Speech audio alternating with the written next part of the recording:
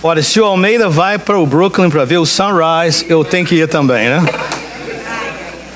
Agora, se o Almeida não for, eu vou com o Reinaldo para casa, né, Reinaldo?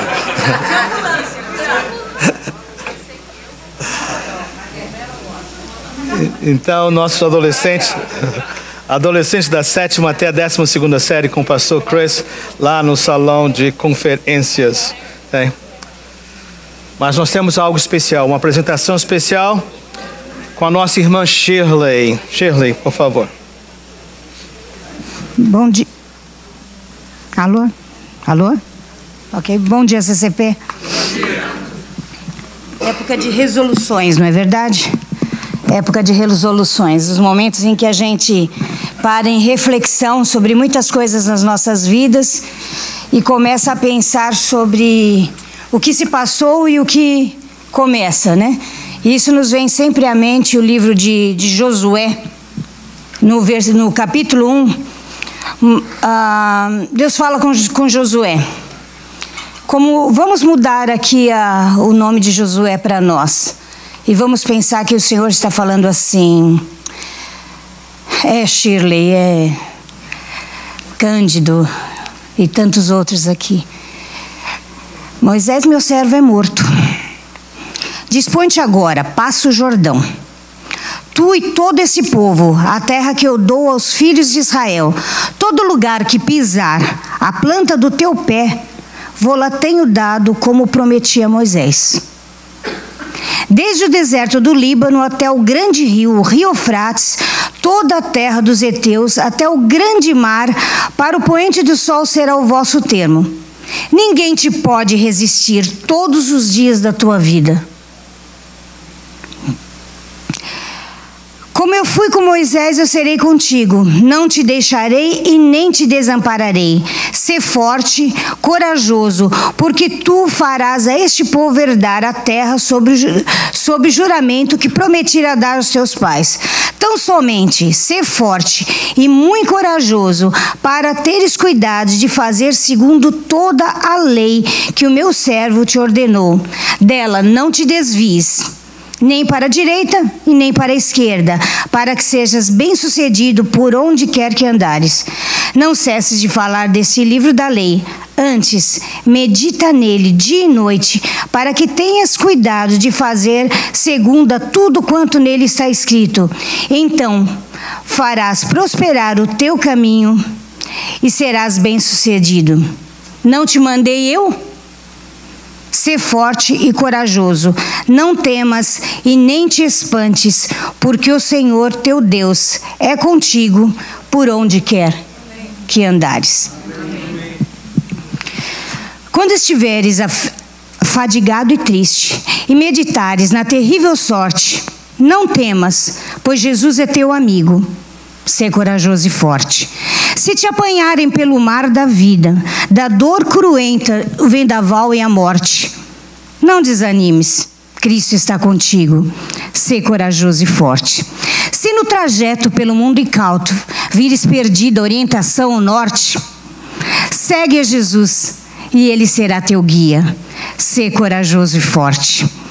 Se o dissabor que fere a humanidade no coração abrir-te o fundo corte, não desanimes, pois Ele dá o alívio. Sê corajoso e forte.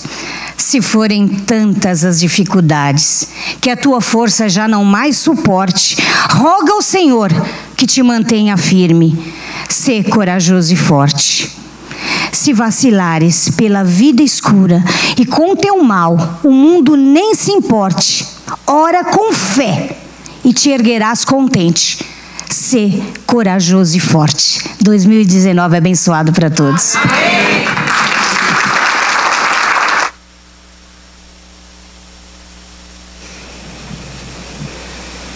Resoluções, né?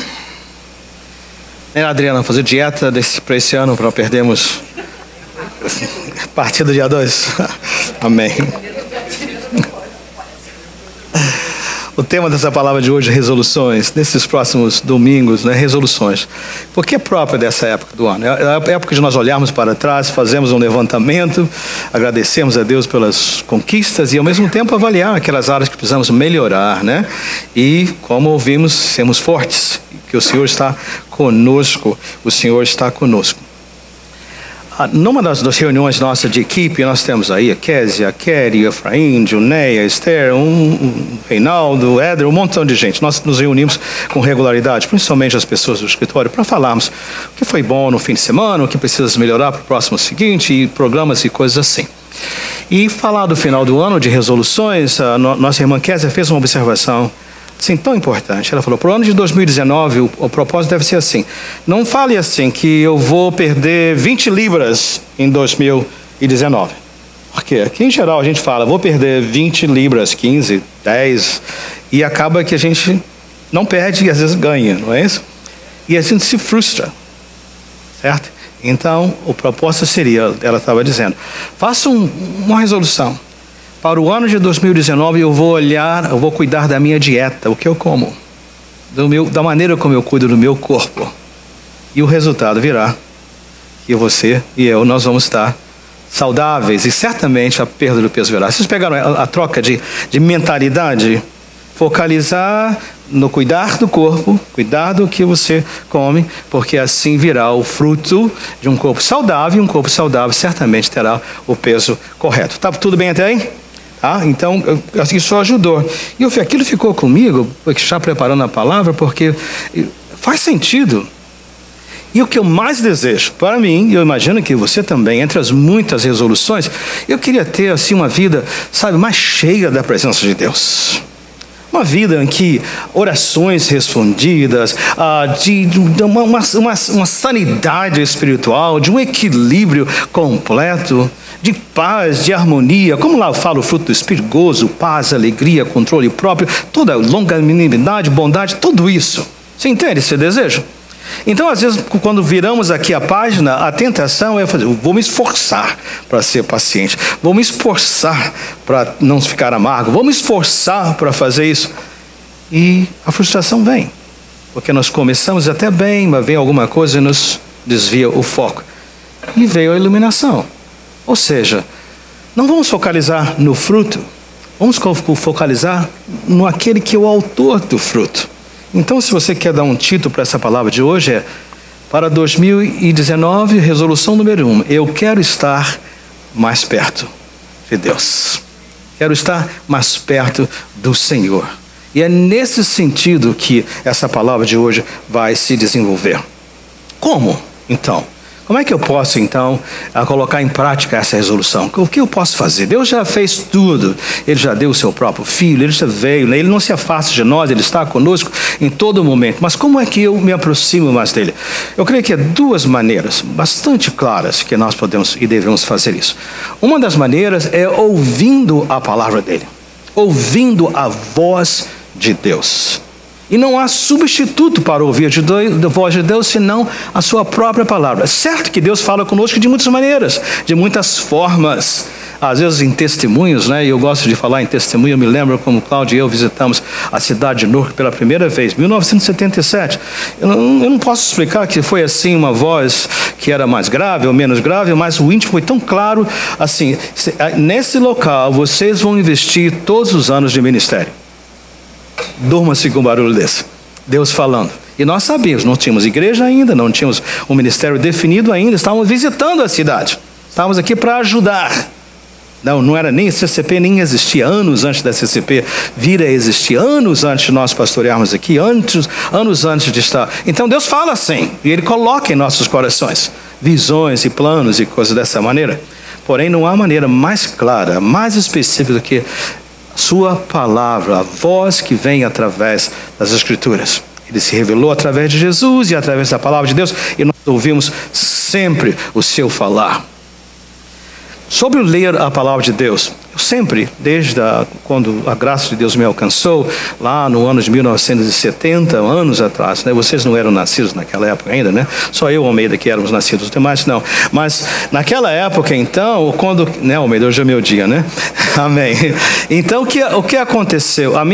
Uma fome e sede de ler a palavra de Deus. Queria, como se diz, recuperar o tempo perdido. Lia muito, mas eu lia assim, vamos ler esse Novo Testamento, Velho, isso aqui, mas quase que escolhendo o que ler. Mas em 1997, anos mais tarde, alguma coisa falou forte e aquela proposta veio. Eu vou ler a Bíblia todos os anos, de Gênesis a Apocalipse. Seja qual for o plano, vou ler a Bíblia todos os anos. E assim tem sido, desde aquela época. São 21 anos de lendo a Bíblia sempre. Mas em 2009, nós tivemos contato com o Ministério de Discipulado, né? E que apresentava um plano de 2 anos da leitura da Bíblia. E eu falei, o que tem a ver com esse plano de leitura da Bíblia em 2 anos? E falava assim, ó, nesse plano de leitura bíblica, você irá ler o Antigo Testamento 2 vezes. Mas o livro de Provérbios e o Evangelho de João, sabedoria, boas novas sobre Jesus, 8 vezes. O livro de Salmos, no mesmo período, porque tem adoração, né? Você vê do lamento à celebração, orações contínuas, oração e oração e oração. Você vai ler 6 vezes. Eu abracei esse plano desde 2009. E agora, amanhã, estou terminando mais outro ano. De 2009 até agora, você vê aí, né? Quase 10 anos, todos os anos. Mas eu não quero fazer isso sozinho. Há muitos de vocês que já estão fazendo comigo e eu agradeço a Deus. Então hoje nós estamos distribuindo de graça, né, Elizabeth? Elizabeth vai ter essa porta para você. Então está aqui o plano de 2 anos. Caso você tenha dificuldade de ler a letrinha que está pequenininha, nós temos um formato maior. Não está disponível aqui agora, mas se providencia também, né? Questão do óculos, né? Às vezes o óculos assim não funciona muito bem. Então nós temos um maior, então ela vai estar logo depois do culto aqui naquela porta para nós facilitarmos. Ela vai estar ali, você passa com ela para pegar. Então a leitura da Bíblia em 2 anos. Agora, só para você e eu estarmos na mesma página, começa em janeiro do ano 2. Porque já que são a cada 2 anos, o ano 1 está terminando, entra comigo no ano 2, janeiro, ano 2. Você vai ver aqui, né? Leitura da Bíblia em 2 anos, então tem janeiro, ano 1, mais adiante, janeiro, ano 2. Tudo bem? São 4 leituras diárias. Ou seja, você tem o Antigo Testamento, você tem, como eu falei, Salmos, Provérbios, você vai ter o Novo Testamento, mas é uma dieta saudável. No início parece que não está fazendo sentido, mas quem Deus usou para colocar esse plano de leitura foi muito, muito abençoado. Sabe por quê? Porque ele vai juntando as partes. Você vê palavras do exílio do povo de Israel e você vê os salmos que acompanham, você vê a palavra do Provérbios que ajuda, você vê o Evangelho, vai se encaixando. Eu fico assim, às vezes, até pensando, gente, o que é isso que está acontecendo? Às vezes eu estou numa reunião, alguém fala um verso. Se a pessoa errou o capítulo, aqui dentro dá uma dorzinha, porque a minha cabeça já ficou tão claro. Quando fala o assunto, já bate direto lá, por causa da familiaridade com a palavra de Deus. E por que é bom isso? Nós nunca sabemos o que nós vamos precisar, mas nas horas mais inesperadas, que surpresa, entre aspas, quando eu penso que vou falar, que vou dizer nessa situação, aí rapidamente, bum, vem, porque o Espírito Santo de Deus traz aquilo que você já manuseou, que você trabalhou. Então faça essa resolução, quero estar mais perto de Deus. Como eu posso fazer? Ouça a palavra dEle, ouça a palavra dEle. Mas a segunda maneira, que também é muito importante, eu vou dizer a você que para mim essa primeira fase é mais fácil, porque eu sou uma pessoa de rotina, de hábitos. Então uma vez que eu criei o hábito, com vontade ou não, quando o Reinaldo estava falando, né, e sobre questão de você pode amar e não amar, mas fazer, eu tenho facilidade de seguir rotinas, certo? Mas a segunda parte é muito mais importante, por quê? Porque ela tem a ver com orar, falar com o Senhor. Uma coisa é a gente, né, ler a palavra dele, ouvir a palavra dele, e por vezes ele vai e passa e fala profundo através da sua palavra. Mas quando vem da hora de comunicar, aí vem, né? Cada um de nós tem naturezas diferentes. Alguns falam com tranquilidade e bastante, né? É difícil até de parar de falar, né? Mas outros são mais retraídos. Eu estou na categoria dos mais retraídos. Eu sei falar muito bem aquilo que tem a ver com negócios, né? Com o ministério. Mas quando chega na hora de abrir a alma, aí já fico, né? Todo devagarzinho. Vocês entendem o que eu quero falar? E com Deus não tem jeito. Porque nós precisamos agora, com Deus, você não pode vir armado. Você não pode vir com muralhas, com paredes. Você tem que chegar agora e se expor com Ele. E às vezes isso é difícil para nós. Por isso que às vezes nós oramos tão correndo, né? Senhor, abençoe o meu dia. Senhor, obrigado pelo dia. Obrigado pelo alimento. Te vejo depois. Mas às vezes chegar por Senhor e conversar com Ele. Vocês notaram em Josué como o Senhor está conversando? Ora, Josué. Josué ou Moisés, aquela pessoa tão importante na sua vida, que garantia tudo, você estava descansado. Porque ele fazia as decisões. Já não está mais na sua vida. Agora está a decisão com você. E começa a falar com ele. Por quê? Josué tinha medo. Tinha receio. Não se sentia à altura. Então ele tinha que ouvir de Deus falando, mas eu sou contigo. Como fui com ele, vou estar contigo. Josué, importante, não permita que a palavra de Deus se afaste da sua boca. Fale. Para falar você precisa saber, conhecê-la. Para você poder ter o que falar. Siga as instruções, siga os caminhos. Você entende como é que funciona? E com Deus nós precisamos fazer isso. E essa decisão, essa vontade não é nova. Quando Jesus estava fazendo o chamado famoso, né, Sermão da Montanha, ele falou sobre muitas áreas. Falou sobre ansiedade, preocupação com o dia de amanhã. Falou com preocupação sobre o que comer, o que beber, o que vestir. Todas aquelas preocupações, né? E foi naquele contexto que ele falou que buscai primeiro o reino de Deus e a sua justiça e todas essas demais coisas vos serão acrescentadas. Mas foi nesse contexto também que ele falou, quando orar, vocês se lembram? Entra no seu quarto, fecha a porta, não fica falando só, né? Falando, porque são repetições.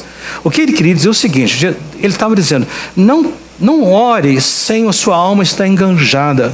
Não faça do comunicar com ele apenas um recitar de palavras. Ele não estava dizendo para nós não usarmos orações dos salmos, ou orações como o Pai Nosso, ou outras orações assim, mas ele estava dizendo, mas coloque o seu coração, o seu ser junto. Que sejam palavras, mesmo que já proferidas, faladas com o seu ser, com a sua alma juntos. E eles pediram aos discípulos, os discípulos pediram a Jesus, ensina-nos a orar.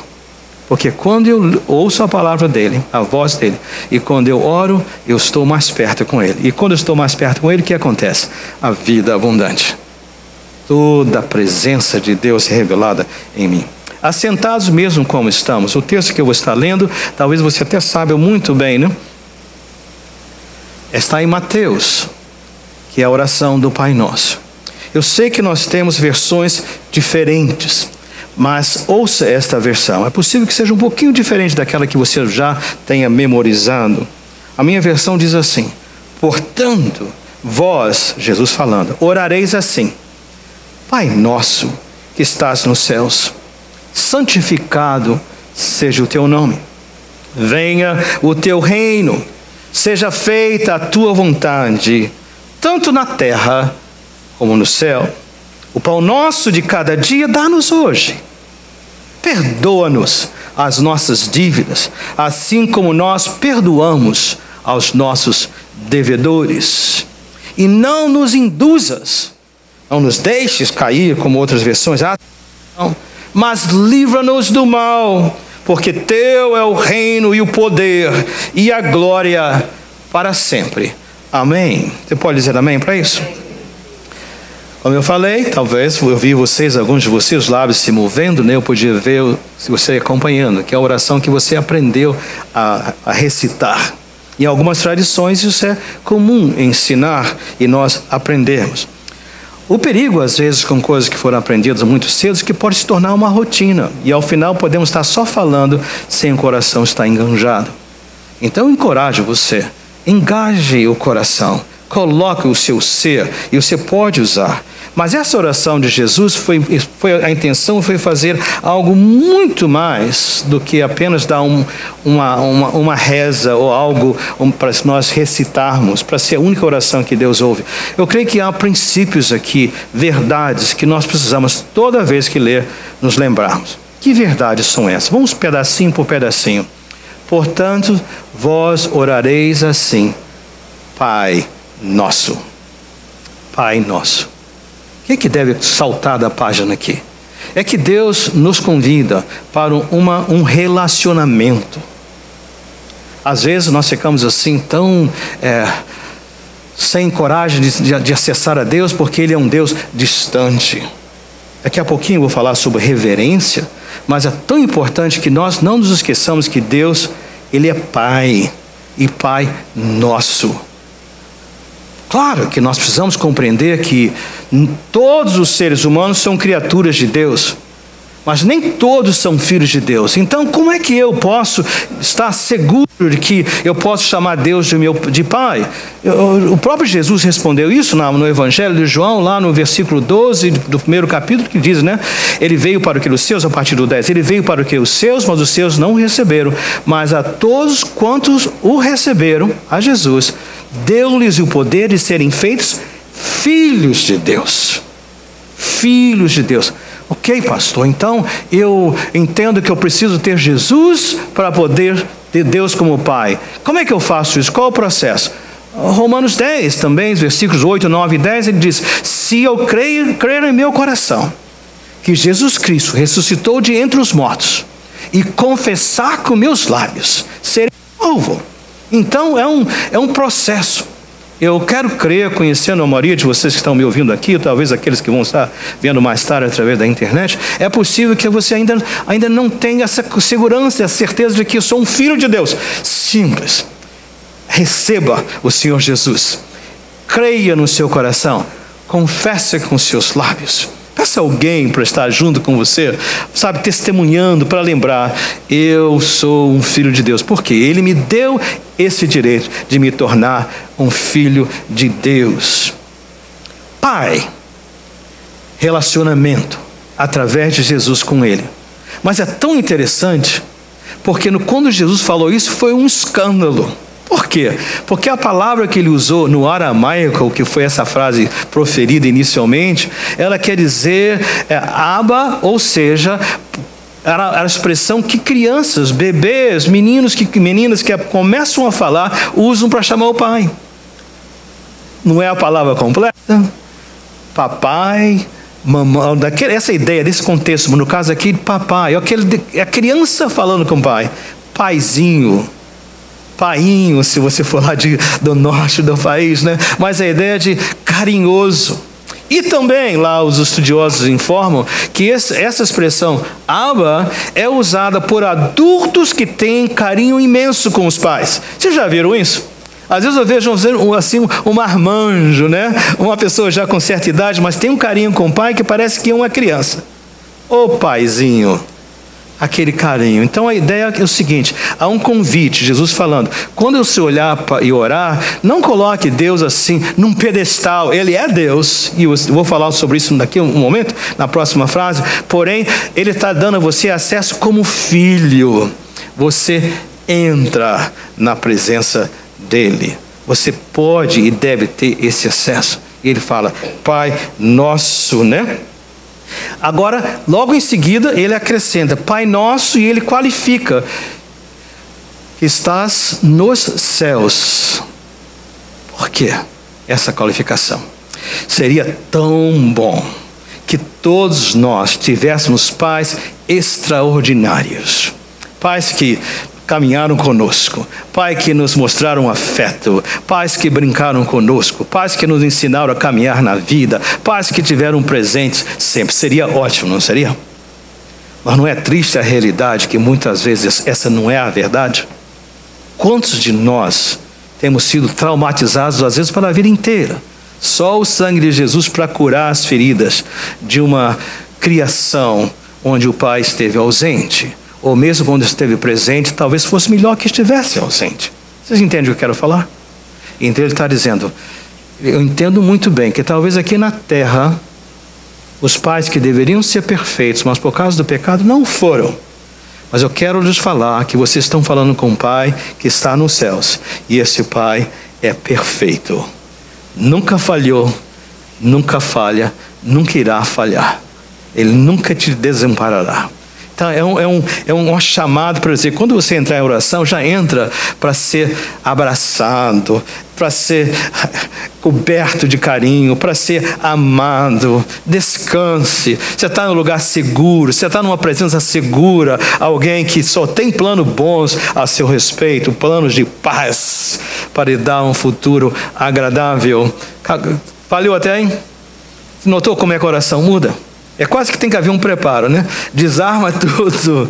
E pior as experiências terrestres e terrenas, mais difícil vai ser esse primeiro passo. Mas descansa, o Senhor é um Pai diferente. Ele é o Pai nosso que está nos céus. Mas Ele lembra para nós, mas não se esqueça, não perca a infantilidade, não perca o ser de criança, não perca a atitude infantil em relação ao Pai, que confia, que se coloca, se abre. Não perca isso, mas lembre-se, Ele é Deus e Ele é santo. Então, santificado. De novo, nas experiências, é tão bom quando eu vejo, às vezes, adultos falando, né, beijando os pais, ou beijando o pai, dizendo, a bênção, Pai. Não é bom? Pena que isso ficou um pouco no passado da nossa cultura, né? Mas não é tão lindo isso? Então é como dizer, santo é o teu nome. O Senhor é demais de maravilhoso, mas que bom.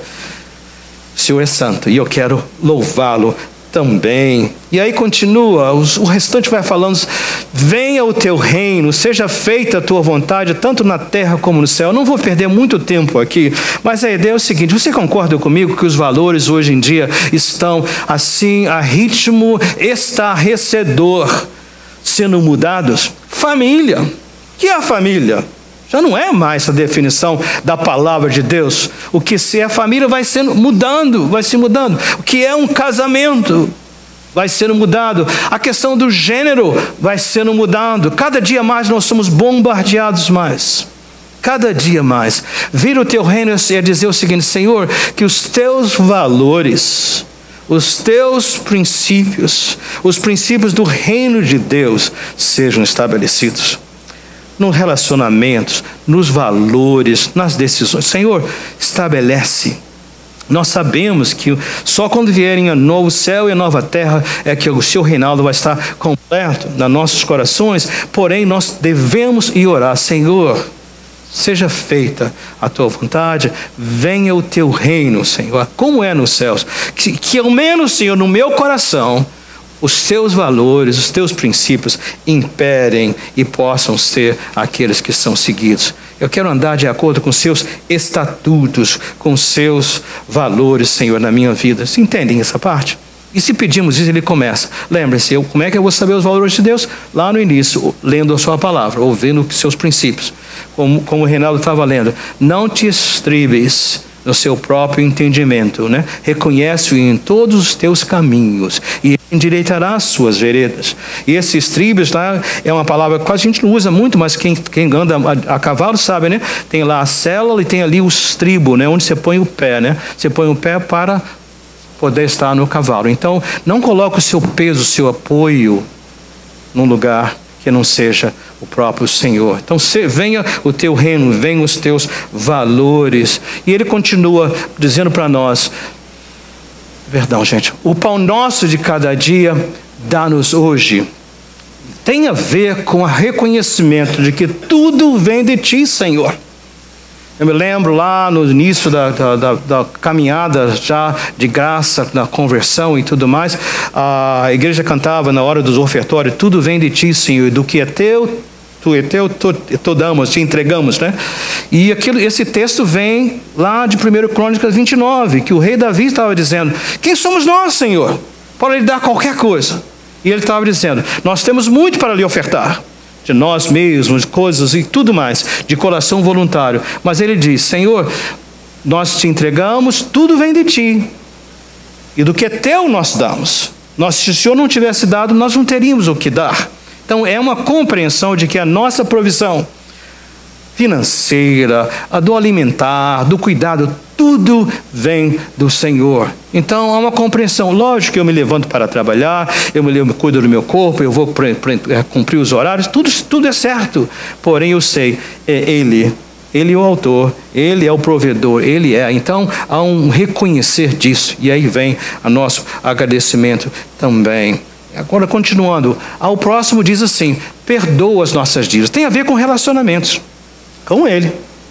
Mas aqui o Senhor vai para um nível muito profundo e diz assim: ouça, libere o perdão àqueles que estão ao seu redor. Dívidas, não necessariamente financeiras, podem até ser, mas são dívidas emocionais, dívidas espirituais. É impossível pecadores conviverem juntos, na família, no trabalho, na igreja. É impossível, gente. É utopia pensar que pecadores, mesmo que perdoados por Jesus, vão estar no mesmo recinto, na mesma atividade e não vamos estar nos machucando uns aos outros. Intencionalmente? Lógico que não. Eu espero que não. Mas quantas vezes? Palavra mal falada, o gesto mal feito, o julgamento apressado, tanta coisa que nós fazemos. O que ele diz para nós? Libere o perdão. Porque quando se libera o perdão assim, o que acontece? O perdão do Senhor para nós está liberado. Aliás, em Mateus, lá no versículo 14, que não está na nossa leitura, ele fala assim: se vocês não perdoarem, vosso Pai Celestial não irá perdoar a vocês também. É importantíssimo. Eu preciso do perdão de Deus para mim, você precisa do perdão de Deus, mas ele fala assim: olha, libere o perdão. Você quer liberar o perdão do céu? Libere o perdão. Não é condicional, eu não estou ganhando, mas ela dizendo: a dureza no meu coração fecha o fluir do perdão de Deus para mim. Não importa de quem é a responsabilidade. Às vezes, em situações, a minha responsabilidade é 5%. Talvez do ofensor foi 95%. Mas o Senhor fala para mim: vai, procura, faz as pazes com aquele. Tudo que tiver ao teu alcance, faça isso em nome de Jesus. Mas ele continua e diz assim: olha, e não nos induzas à tentação. Deus não tenta ninguém. Tiago 1 fala para nós, né? Ele não tenta a ninguém. Mas ele está dizendo para nós: não nos deixes cair em tentação.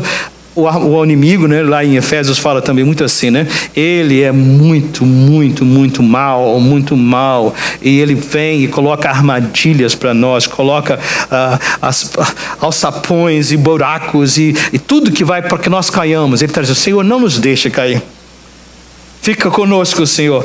Mostra o caminho, revela aquilo que está aí para nos distrair, né? O Efésios também fala assim: a nossa luta não é contra carne e nem sangue, né? Mas contra os principados e potestades. Cuidado, irmãos, que às vezes nós estamos brigando uns com os outros, mas não é o outro que é o nosso inimigo. O inimigo está semeando discórdia, situações assim. Alerta! E aí nós pedimos: Senhor, não me permita cair nessas armadilhas, sejam elas quais forem, em nome de Jesus. E ele diz assim: mas livra-nos do mal. Lá no original fala assim: livra-nos do maligno. Mal do maligno, do diabo, o inimigo que tenta. Livra-nos, Senhor, não permita que ele venha ter a última palavra na nossa vida. E conclui Mateus dizendo: porque teu é o reino e o poder e a glória para sempre. Amém. Você já notou? Nós ficamos aqui quase meia hora só falando sobre oração. Você vai ficar admirado se você pegar só a oração do Pai Nosso e cada partezinha pensasse: Pai, aqui está o teu filho, aqui está a tua filha. Certamente que agora começa todo o processo, as memórias, os relacionamentos. Você vai ver que é o tempo mais maravilhoso, porque quando você fizer isso, sabe o que acontece? Informado pela palavra, comunicando-se com ele, aí começa a haver a aproximação mais perto dele. E quando nós estamos perto do Senhor, cheios do Senhor, sabe o que acontece? A nossa vida é transformada. O fruto do Espírito Santo: gozo, paz, alegria, bondade, paciência de todo tamanho, controle próprio, todas essas coisas passarão a acontecer conosco, em nome de Jesus. Posso orar por você? Nosso grupo de louvor virá e nós vamos terminar cantando esse canto que diz tudo para nós, né? Mas antes de orar, uma palavra de explicação. Eu já percebi que vários de vocês vêm de tradições diferentes, né? Às vezes eu vejo pessoas orando, né? E termino dizendo só amém. Outros falam em nome do Pai, do Filho e do Espírito Santo. Tá bem. Está errado? Não. Deus entende? Creio que entende. Por que nós cremos que devemos terminar as orações Começar com o Pai, direcionado a eles, e terminarmos em o nome de Jesus. Foi uma tradição presbiteriana? Foi uma tradição inventada?